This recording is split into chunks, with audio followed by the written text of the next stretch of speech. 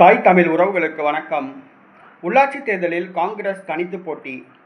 உள்ளாட்சி தேர்தலில் காங்கிரஸ் தனித்து போட்டி என்ற தலைப்பில் இந்த காணொளியை காண்கிறோம். திமுக கூட்டணியிலிருந்து வெளியேறி காங்கிரஸ் தமிழக வெற்றி கழக கூட்டணியில் இணைந்துள்ளது. அந்த கட்சியை சார்ந்த 2 பேர் அமைச்சர்கள் ஆகியுள்ளனர். இந்த சூழ்நிலையில் தங்களது கட்சியை சார்ந்தவர்களுக்கு அரசு வழக்கறிஞர் பதவி வழங்க வேண்டும் என்று 150 பேர் கொண்ட பட்டியலை வழங்கியுள்ளது. அதே நேரத்தில் உள்ளாட்சி தேர்தலில் தங்களுக்கு 10 மேயர் பதவி வேண்டும் என்று காங்கிரஸ் கோரிக்கை வைத்துள்ளது.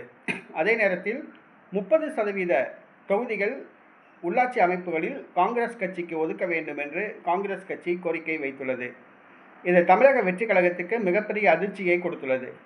5 சட்டசபை உறுப்பினர்கள் வைத்துள்ள காங்கிரஸ் கட்சி தன்னை டிமாண்ட் பண்ணுவது தமிழக வெற்றி கழகத்துக்கு அதிர்ச்சியை கொடுத்துள்ளது.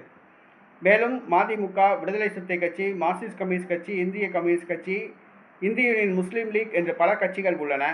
அந்த கட்சிகளுக்கெல்லாம் தொகுதிகள் ஒதுக்க வேண்டும்.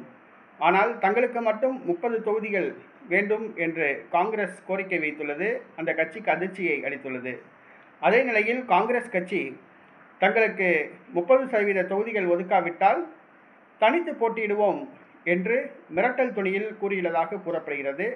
புதிதாக தலைவர் பதவியேற்றுள்ள மாணிக்கம் தாக்கூர் காங்கிரஸ் உள்ளாட்சி தேர்தலில் தனித்து போட்டியிடுவோம் என்ற மனநிலையில் இருப்பதாக கூறப்படுகிறது.